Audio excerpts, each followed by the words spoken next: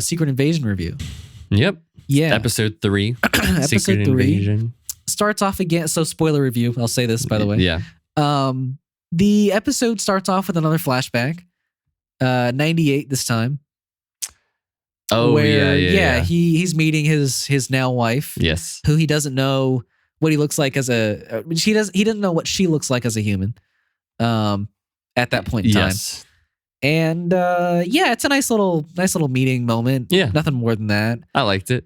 But yeah, then you cut to them today in present time, and it's a little more of a tense conversation.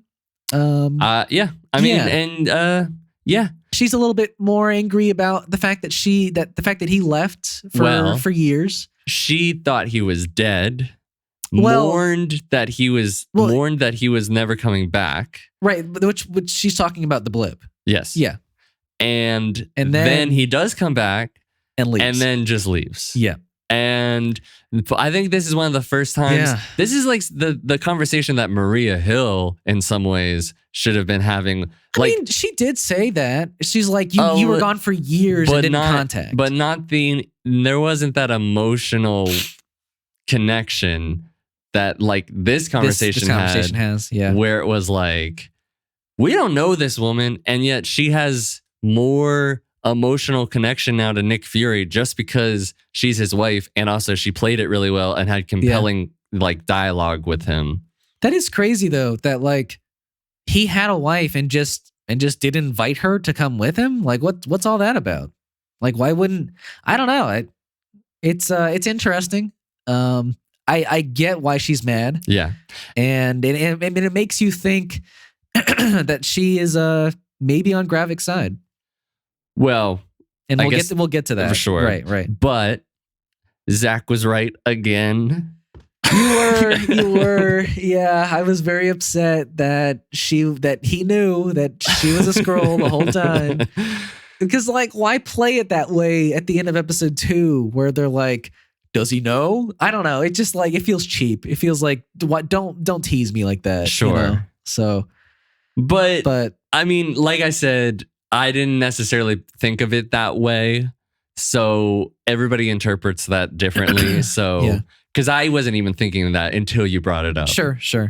I was like, oh, he knows. But you even brought up the fact that the director said they filmed it that way, and they were like, oh, it's better if we leave it ambiguously. Which I guess if you want to make your stuff good, or a director's like, oh, we'll leave it ambiguously. Yeah, we'll do it like Inception, Christopher Nolan. Yeah, people love interpreting their own endings off. No, they do. So. I like it. Yeah, it's thought provoking, but right. If you leave it ambiguous for an episode and then the next episode you go, oh no, it's this. Right. You're like, what was the point of that? What the hell was that? Yeah. So, but I didn't take it that way. But I know you did. So. Yeah. But yeah, then we get a lot of Talos and Nick Fury this episode. Yeah. Nick Fury has to come back. I will honestly say this is in a lot of ways, this is like almost Talos's episode. Show. Or even episode. He's in it like a whole lot. Yeah, he's got a whole solo scene with Gravik at the cafe. So good. Which was a really good scene, even though I'm bummed I was spoiled by that from the trailers. Like I had seen that cafe. That's exactly what I was thinking about. So I was like, oh, I was like, I already know that they're all going to change. Yeah. So, yeah. Because that would have been more like, oh shit. Right. Oh, holy shit. Right. And then I was a little surprised. But he still was just like, I'm going to put a knife through your hand that's what I was going to say. John Wick for you. I'm very surprised he even went there. Like, I get this episode, every time someone mentioned Gaia, he would just snap. But like, to me, if I'm Gravik and Talos assaults me with a knife, I'm getting everybody in that room to get after Talos. Because he crossed that line. But he was like, if you like, he's like, I'm going to tell everybody about your plan, or even more of a reason for Gravik to attack him. Honestly, it's been a couple days since I've watched the episode. There was a reason. I feel like that wasn't happening. I mean, the whole meeting, like they had honor in it. Like it was basically like, let's have a parlay and like meet and we're not going to attack each other and we're just going to talk. But I feel like once you assault a man, I feel like that is off. Like, there's nothing off the table now. But he also threatened Gaia. Sure, he did. And he did the whole Tedros from the Idol, like, what was it? My daughter's name stays out of your mouth.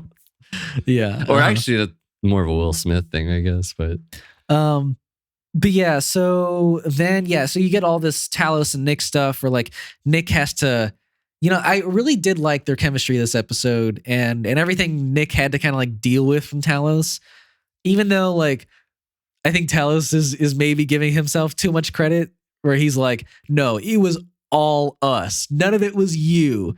And I'm let's think about it though.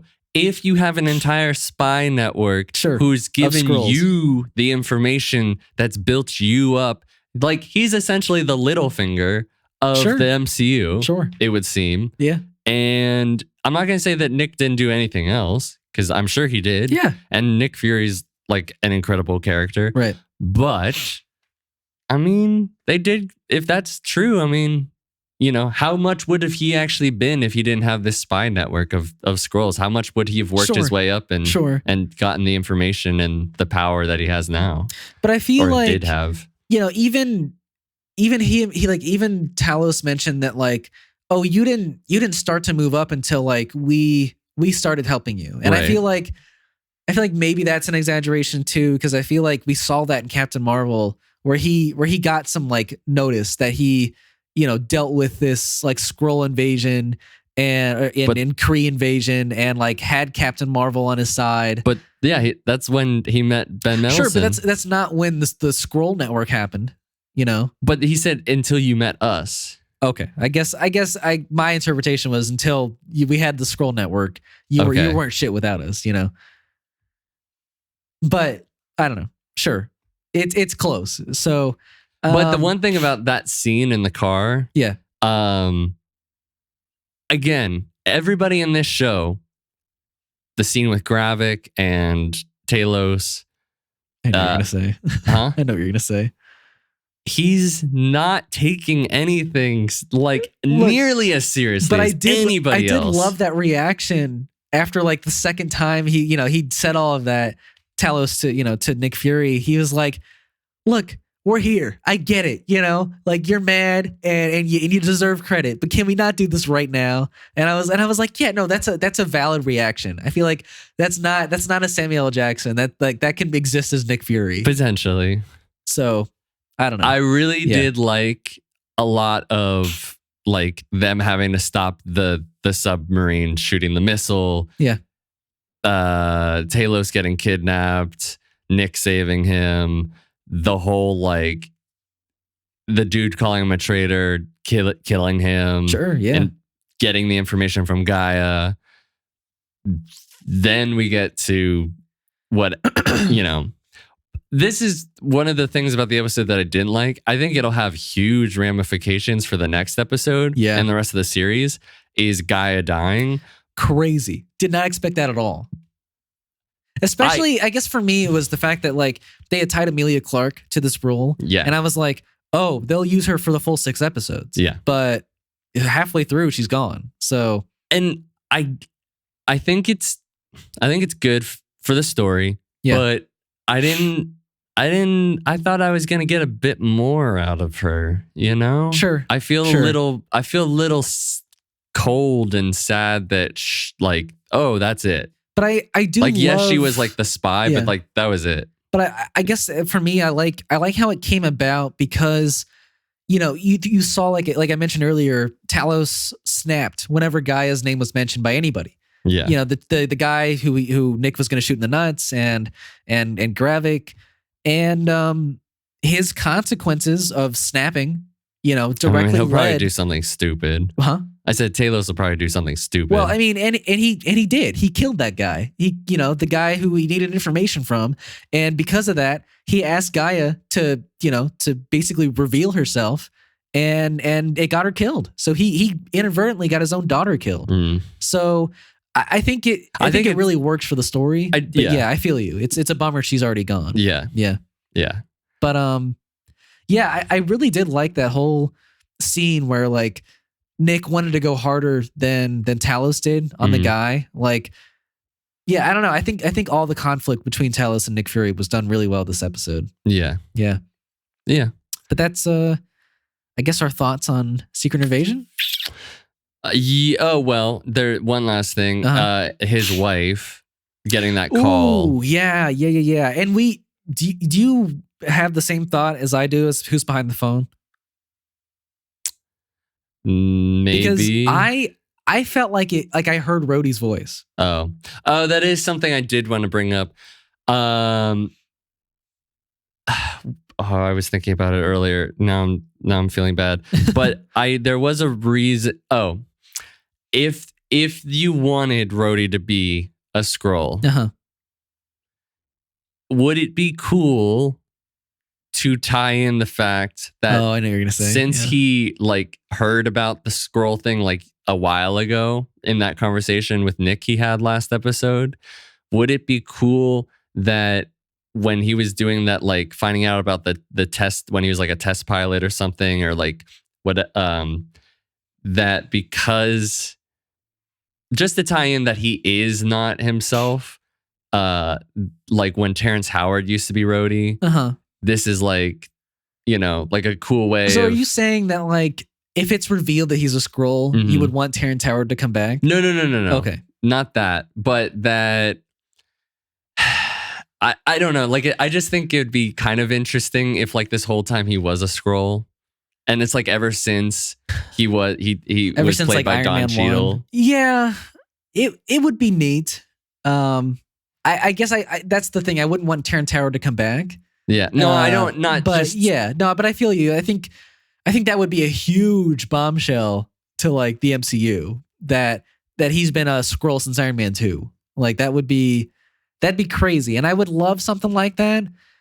Although I would need it written really well. Like they would need to explain why he was doing certain things at certain points, like why he was helping Tony at certain points. I feel like, yeah, some stuff needs to be explained there. But it's cool. Probably not. Yeah, probably not that long. Yeah. But he could be. I think it's a very real possibility. And I think, to me, I think that last scene feels like, if it is him calling, it's a Skrull version of Rhodey that, is contacting Priscilla or Vara. Her Vara is her real name. For her to kill Nick. Yeah, I think she feels conflicted, by the way. I mean, how could you not? This is the man. Was it to kill Nick? I like they didn't say, but it feels like she's getting a gun to kill Nick. Maybe. Yeah. And which is kind of I'm sorry. Why does it why does she have to go to a bank to open this vault to get just a fucking gun? And she had a safe, she wanted to store her gun in a very secure vault for some reason. I don't know. It was very fancy. Yeah. Weird. Yeah. I don't know. But I feel like, like how could you not be conflicted about wanting to kill your husband that you were in love with for like 20 years? And then he dies. I took it more as like leaves. You have to execute the target, which could be Nick. I think it could be Nick. Yeah. But I think more of it feels like she's a part of Gravik's plan. Sure. She's definitely working for Gravik.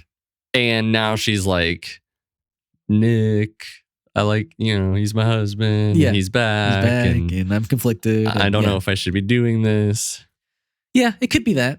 We'll see. That's how I took another it. ambiguous ending for an episode. So what every ambiguous ending to a movie is just a cliffhanger. You're not wrong. It's just a TV movie cliffhanger. You're not wrong. Yeah. But yeah, I think this was another 7 out of 10. Yeah, we agree this episode. Nice. Because you said 6 on the first, and I said 7, and I think I said 8 on the second. I said 8 on the second.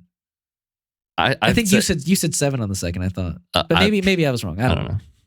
But yeah, we're liking the episodes. We're liking the show. I think it'll keep going this way. Like I don't know if it's gonna get insanely stronger. And I guess we didn't really mention the fact that what you had hinted at last episode about the experiment stuff was that they're super Skrulls. Yeah. Yeah. So I had never really heard that term Super Scroll. So I guess that's why I wasn't ever spoiled by that fact. Mhm. But cool. Yeah. I mean, when he pulled his hand away, it was cool seeing like the extremist kind of stuff. Mhm. So yeah, I'm very down for that. Do they not Skrulls just heal that way normally? I feel like that's a new ability. Maybe. I think so. Okay. But yeah, that's our thoughts on Secret Invasion. Yep.